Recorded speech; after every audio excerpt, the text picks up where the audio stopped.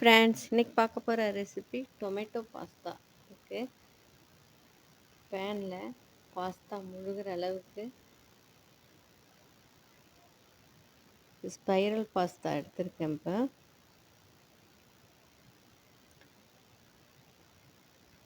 தண்ணி நல்லா கொதிக்கணும்.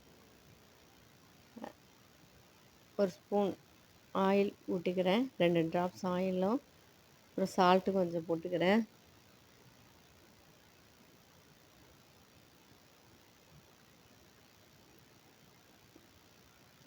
பாஸ்தா ஒன்றோட ஒன்று ஒட்டாமல் இருக்கிறதுக்காக ஆயில் போட்டுக்கிட்டேன்.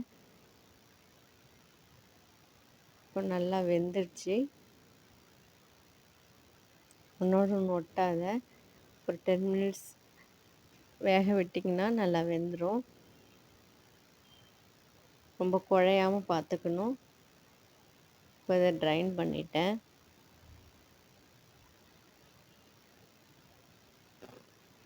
இதுக்கு 3 தக்காளி, நல்லா பழமான தக்காளியாக எடுத்து வச்சுக்கலாம்.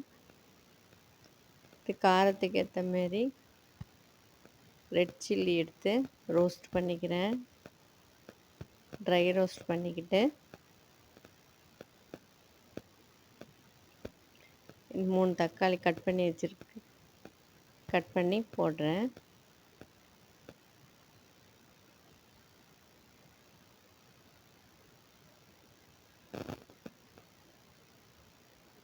அது முக்கால்வாசி வதங்கினதுக்கு அப்புறமா ஆற விட்டு மிக்ஸி ஜாரில் போட்டு நல்லா நைஸாக அரைச்சிக்கலாம்.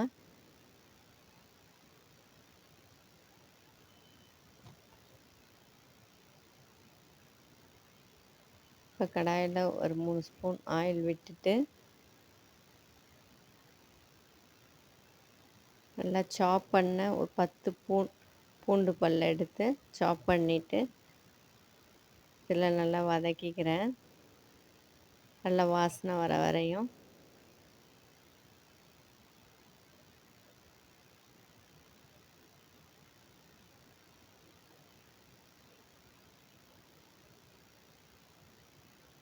லைட்டாக நல்லா வாசனை வரணும்.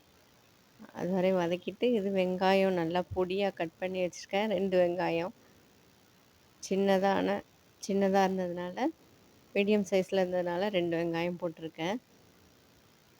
100 கிராம் பாஸ்தாக்கு. இப்போ தக்காளி நல்லா அரைஞ்சி பேஸ்ட்டாக இருக்குது. இதையும் அதோட ஆட் பண்ணிக்கலாம்.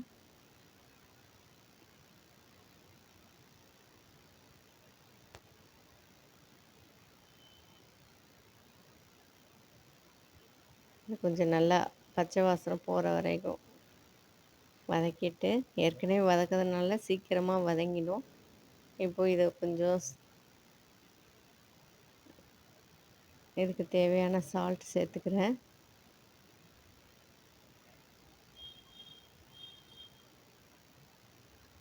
இப்போ இதோட வடிகட்டி வச்சுருக்கிற பாஸ்தாவை போட்டு மிக்ஸ் பண்ணோம் அப்படின்னா ரொம்ப டேஸ்டியான டொமேட்டோ பாஸ்தா ரெடி ஆயிடுச்சு.